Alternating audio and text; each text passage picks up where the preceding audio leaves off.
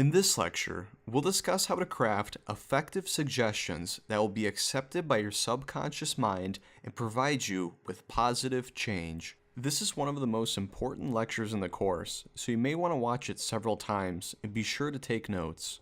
The best way to know that your hypnotic suggestions will be effective is by making sure they contain these qualities.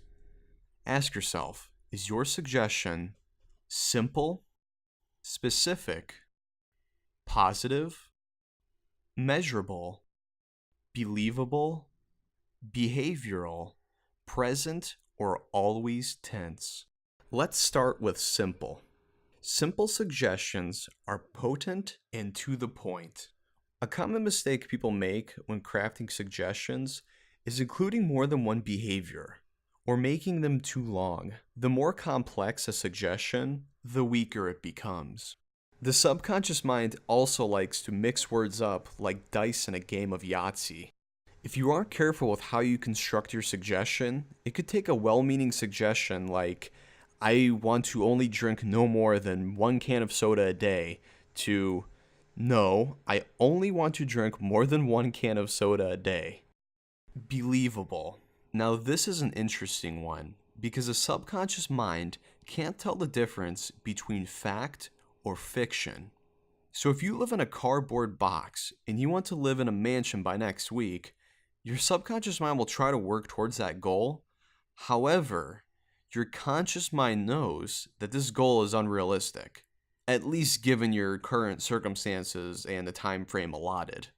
Therefore, you may be setting yourself up for disappointment. Though this shouldn't discourage a person to ever expect to live in a mansion, sometimes it's best to slowly build up to the ultimate goal. Behavioral. For your suggestion to be behavioral, ask yourself if it is either an increase or a decrease in behavior. This basically means, is there an action involved? For instance, if you were trying to lose weight, you shouldn't just sit down on the couch and hope the pounds shed, and you wouldn't continue eating junk food and expect results. To make it behavioral, you want to weave in the doing process of your suggestion, such as, doing yoga for 30 minutes or consuming less sugar. Present or always tense. When we create our suggestions, we always want to stay away from past or future tense. For example, if we say, I will exercise every day for 30 minutes, what we're basically doing is suggesting that this is something that may occur in the future, but it gives no time frame. Positive. Gosh, if only people realized just how critical it is for a suggestion to be positively stated. When a suggestion is written, it should always address what you want, not what you don't want. The words not, no, and never should be erased from your vocabulary when creating suggestions. This sort of negative wording will severely affect the potency of your suggestions. Measurable. Making sure our goal is measurable is basically ensuring our sanity. If we say we're going to clean our house every day, we should either define the rooms we are cleaning or define how long in minutes or hours something like that's going to take. Our subconscious mind can literally interpret this as a house cleaning marathon and thus reject it. Reward. This is often the most overlooked characteristic of a suggestion, which is really unfortunate because it's like the dessert of a suggestion. By adding a reward to the end of a suggestion, we can get excited about it and accept it easier. A simple way to come up with a reward is to list a few benefits that will occur when you begin exercising, when you stop smoking, or whatever your issue is. Let's do an example hypnotic suggestion and see if it meets the criteria. I wish I could lose some belly fat because I'm tired of being overweight. Oh boy, this one needs a lot of work. Let's take a look at some of the biggest errors in this suggestion. The main one that jumps out at me is that it's nowhere near positive. The suggestion makes a big mistake by focusing on what it doesn't want instead of what it does want.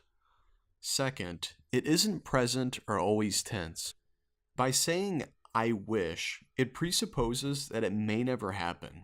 Wishful thinking doesn't get us anywhere in suggestions. Next, it isn't measurable at all. How much belly fat do you want to lose? What is the time frame in which you want to lose it? And finally, it doesn't have a reward. Now you could say, well, the reward is not being overweight anymore. But remember, this is what is not wanted, and it's negatively stated. I would suggest that this person write down 5 benefits associated with what exercising or healthy eating would do for them. Some benefits could be, I will be able to fit into my jeans, or it will make me feel empowered.